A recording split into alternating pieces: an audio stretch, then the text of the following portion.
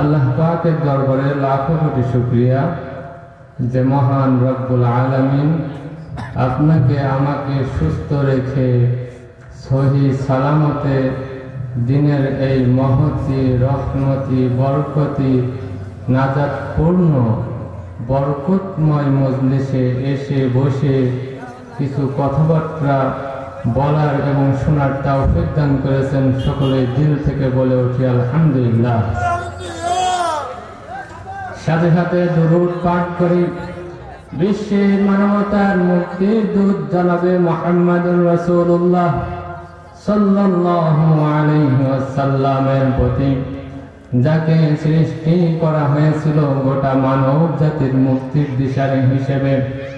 In a loud voice to the Prophet Muhammad sallallahu alayhi wasallam, the messenger of the liberation of the world humanity, which is called the ceremony of creation, Sayyidul Arab al-Ajam, Sayyidul Awwalin wal-Akhirin, Sayyidina Muhammad Arabi alayhi salatu wassalam।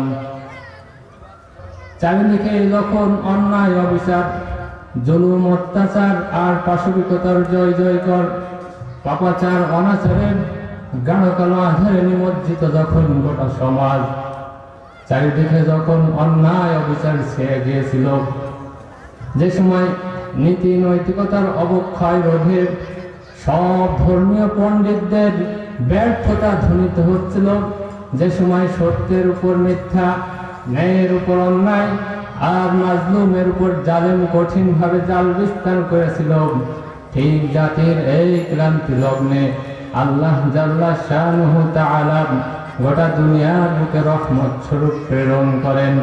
ওয়ামা আরসালনাকা ইল্লা রাহমাতান লিল আলামিন। হে মুহাম্মদ, আমি তোমাকে গোটা বিশ্বের জন্য রহমত স্বরূপ প্রেরণ করেছি।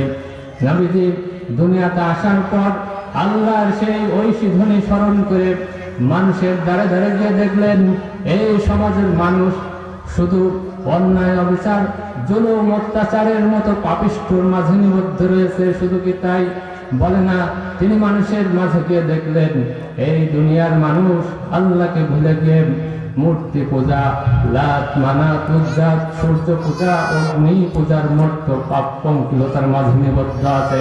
শুধু কি তাই বলে না, তিনি মানুষের মাঝে গিয়ে দেখলেন এই দুনিয়ার মানুষ আল্লাহকে ভুলে গিয়ে এসব পাপের চেয়ে আরো জঘন্যতম পাপের মাঝে নিবদ্ধ রয়েছে।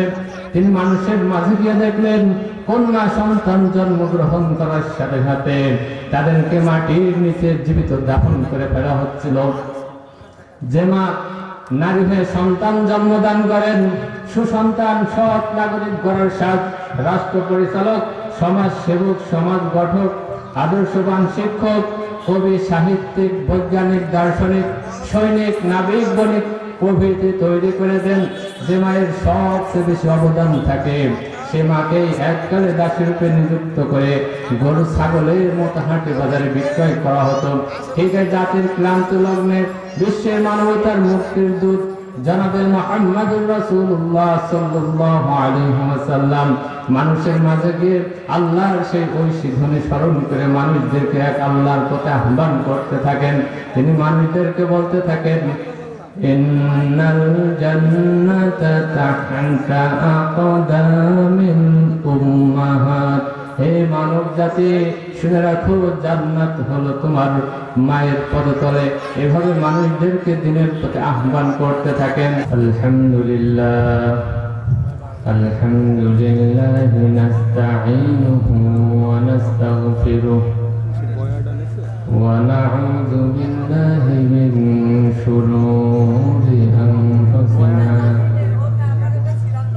ওয়া মিন সাইয়্যাতি আ'মালিনা মান ইয়াহদিহিল্লাহু ফালা মুদিল্লা লাহু ওয়া মান